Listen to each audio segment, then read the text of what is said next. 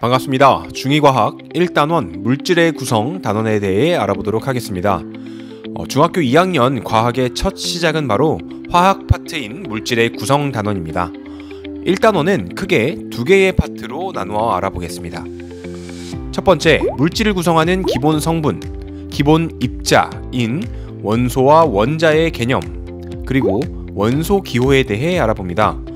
두 번째는 원자들이 결합해 만들어진 분자와 전기적인 성질을 띠는 입자인 이온, 그리고 앙금 생성 반응에 대해 알아보도록 하겠습니다. 오늘은 그 중에 첫 번째 내용, 원소와 원자, 그리고 원소 기호에 대해 알아보도록 하겠습니다.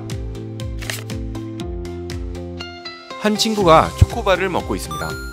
다른 친구가 다가옵니다. 초코바를 먹던 친구는 자기가 먹던 초코바를 조금 떼어줍니다. 잠시 후 두 명의 친구가 더 다가옵니다. 초코바를 먹던 친구는 자기가 먹던 초코바를 다시 더 떼어줍니다. 잠시 후 10명의 친구가 더 다가옵니다. 초코바를 먹던 친구는 섬세한 스킬로 초코바를 10개로 나누어 떼어줍니다. 잠시 후 100명 초코바를 먹던 친구는 고민에 빠집니다. 만약에 초코바를 섬세하게 쪼갤 수만 있다면 양은 적어지더라도 100명, 1000명에게 이 초코바를 쪼개서 나눠줄 수 있을까? 옛날 사람들도 이에 대해 고민을 했습니다.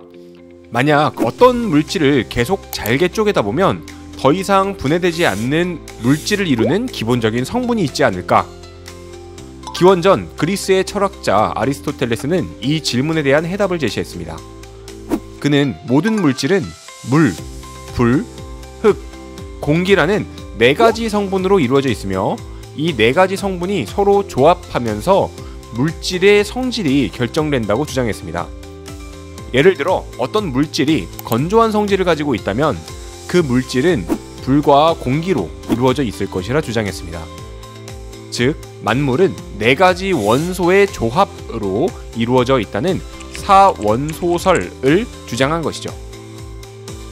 한참이 지난 1700년대에 라부아지에는 아리스토텔레스가 원소라고 제시했던 물을 분해하면서 원소가 아님을 증명했는데요.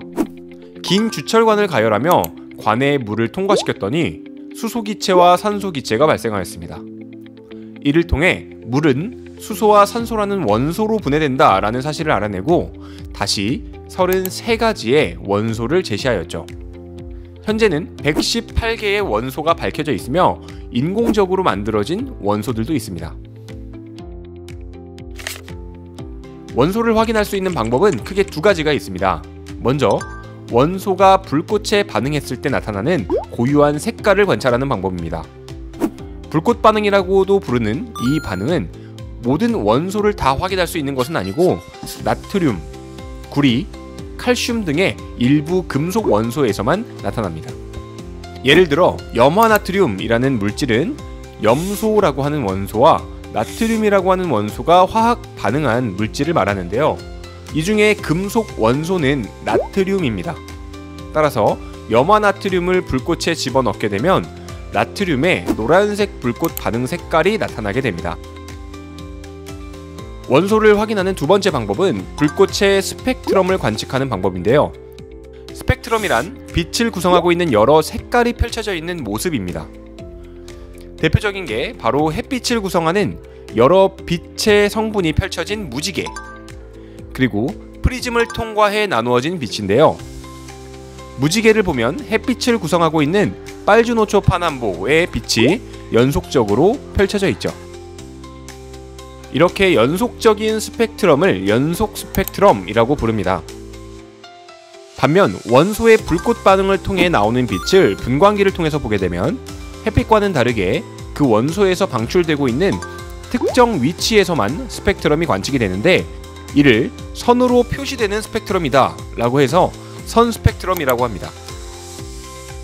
이 선 스펙트럼은 마치 원소의 지문과도 같은데요. 모든 원소마다 선 스펙트럼의 모습이 서로 다르기 때문에 선 스펙트럼을 확인하면 보다 확실하게 원소들을 구별해낼 수 있습니다.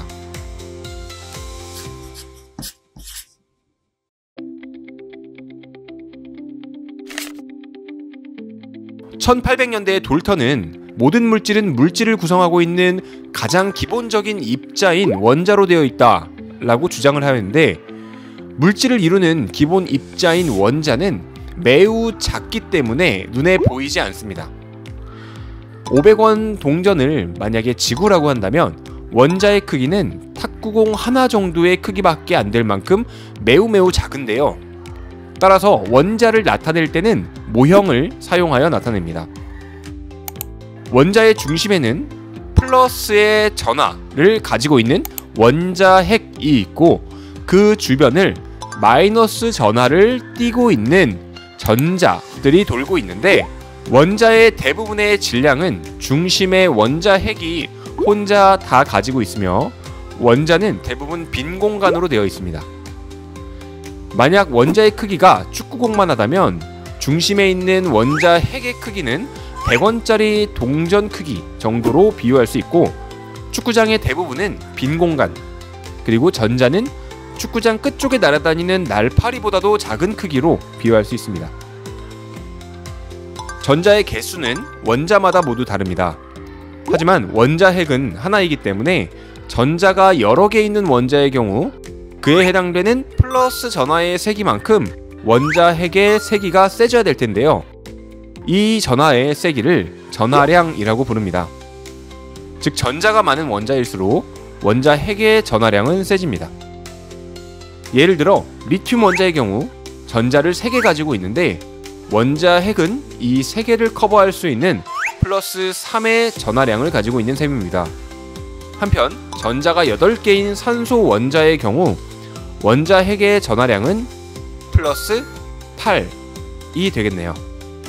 따라서 원자 전체를 놓고 보면 마이너스 전하량과 플러스 전하량이 서로 같기 때문에 전기적인 성질이 중성을 띠게 됩니다. 즉, 원자는 전기적으로 중성입니다. 우리는 일상 곳곳에서 다양한 기호들을 사용하고 있는데, 기호를 사용하면 한눈에 알아보기 쉽고 편리하며 언어가 다르더라도 뜻이 통한다는 장점이 있죠. 이 때문에 118가지나 되는 원소도 마찬가지로 기호를 사용하여 나타내고 있습니다. 고대의 연금술사부터 현재에 이르기까지 원소 기호는 다양한 변천사가 있었습니다. 원소가 몇 개 알려지지 않았을 때는 복잡하고 독특한 그림, 그리고 몇 가지의 알파벳 등으로 표현이 가능했지만, 원소가 너무 많아지다 보니까 이렇게 표현하기에는 한계가 생겼죠. 따라서 지금의 원소 기호는 라틴어나 영어로 된 원소 이름의 첫 글자를 따서 알파벳 대문자로 나타냅니다.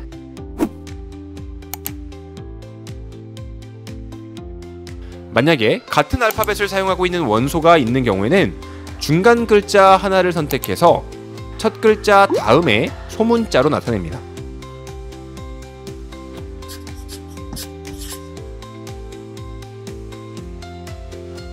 아래는 우리가 중학교 수준에서 알아둬야 되는 원소 기호들입니다. 영상을 멈추고 또는 영상이 끝난 후에 여기 나와 있는 원소 기호 정도는 틈틈이 공부해두면 좋겠습니다.